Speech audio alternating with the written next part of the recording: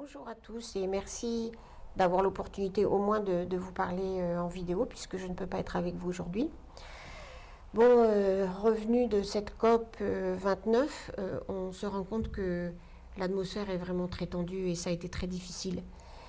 C'est évident du fait des bouleversements géopolitiques, bien sûr, des conflits qui se positionnent maintenant vraiment comme un conflit entre Sud global et Nord global. La montée du populisme contre l'action climatique dans beaucoup de pays, principalement les pays développés d'ailleurs, et du coup qui affaiblit la capacité des gouvernements, notamment des pays développés, de répondre aux demandes qui sont quand même très largement justifiées d'une très grande partie des pays en développement. En plus, il y a des vrais problèmes financiers qui découlent d'une part de ce qui s'est passé au moment du Covid et des investissements publics qui ont été nécessaires pour maintenir l'activité économique et développer des fonds de solidarité pour les personnes qui étaient affectées par ce blocage de l'économie pendant plus d'un an. Et en même temps, les conséquences de l'invasion russe de l'Ukraine qui ont évidemment fait grimper les prix de l'énergie de façon très considérable. Donc tout ça montre les tensions dans tous les sens, à un moment où quand même, à cause de ces bouleversements géopolitiques, il y a beaucoup moins d'intention, de mobilisation sur l'action climatique, et même on le voit quand on regarde la stratégie de l'Union européenne, le mot climat a quasiment disparu, même s'il y a un commissaire pour le climat. On parle de clean, on n'ose même plus dire tellement développement vert. Donc on est bien à un moment bas de l'action climatique, il faut le reconnaître, et c'est pour ça qu'il faut au contraire mobiliser le plus possible d'acteurs pour qu'on reprenne l'action et qu'en tout cas qu'on l'accélère. De fait, on voit bien que malgré tout ça, on a fabriqué un accord à bas coût, avec certainement plus de division entre les pays en développement parce qu'il y a tout de même les pays émergents qui se sortent mieux au total de cette crise climatique pour l'instant parce qu'ils ont plus de moyens pour s'adapter. Et évidemment, les petites îles, les pays les moins avancés sont dans une situation très difficile. Mais d'une certaine façon, il y a une feuille de route pour aller jusqu'à Belém où évidemment tous les espoirs se concentrent sur cette COP 30.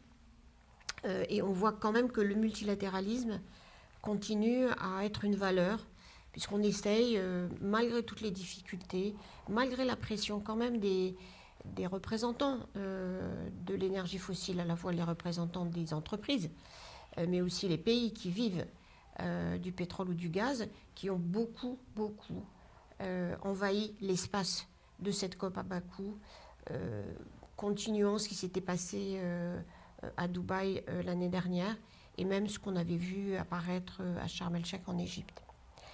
Donc, à la fois le maintien, malgré l'annonce des élections américaines, malgré cette pression des pays, disons, ou des intérêts fossiles, pour au fond rendre le processus un peu inutile, vide de sens, on a quand même réussi à avoir un accord avec quand même beaucoup de contestations.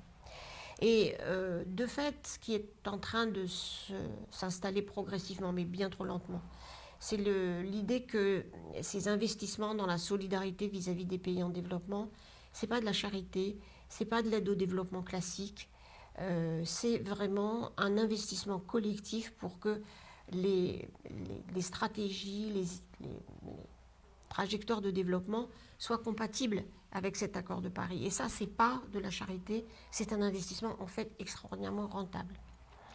Donc l'accord sur le financement, il n'est pas assez ambitieux. On a donc ce chiffre de 300 milliards par an à partir de 2035. On pourrait aller plus loin. Ça, c'est et d'ailleurs, on va aller plus loin de fait parce qu'il y a des contributions additionnelles qui vont se construire.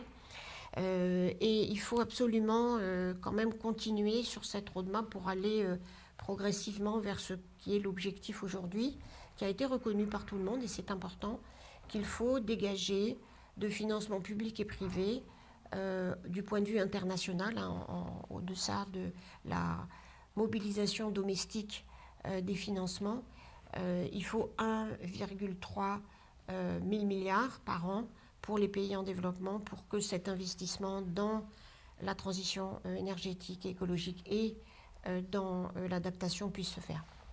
Donc cet accord, il faut le parfaire, le développer. Et c'est pour ça qu'une des façons de combler ce gap et d'arriver à des chiffres plus sensés, plus raisonnables, plus réels, c'est de taxer les activités polluantes. Extraction des énergies fossiles, transports internationaux de l'aviation ou des maritimes.